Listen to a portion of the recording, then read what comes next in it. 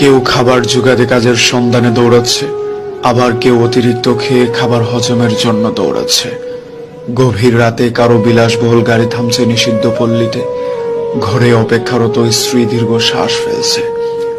কেউ ভাঙা গড়ে থেকে ওই স্ত্রীকে নিয়ে অবিরত সুখের স্বপ্ন বুনছে। কেউ ভাবছে আর কয়টা দিন, ডিভোর্স পেপারে সাইন করলেই মুক্তি। কেউ একটা সম্পর্ক টিকিয়ে রাখার জন্য রীতিমতো যুদ্ধ করে চলছে। কেউ সন্তান ডাস্টবিনে ফেলে দিয়ে দায় মুক্ত হতে চাইছে, কেউ একটা সন্তানের জন্য সারা জীবন হাহাকার করে যাচ্ছে। কেউ লাখ টাকার ডাইনিং টেবিলে বসেও তৃপ্তি সহকারে ভাত খেতে পারছে না, কেউ পেঁয়াজ কাঁচামরিচ কচলিয়ে গোগ্রাসে ভাত খেয়েছে। কারো দামি খাটে শুয়েও আবার ঘুমের ওষুধ খেতে হচ্ছে, কেউ আবার হিমেল হাওয়ায় রাস্তায় ওভারব্রিজে ও ঘুরে ঘুমোচ্ছে। কারো পড়ার টেবিলে নতুন বইয়ের সমারোহ, কিন্তু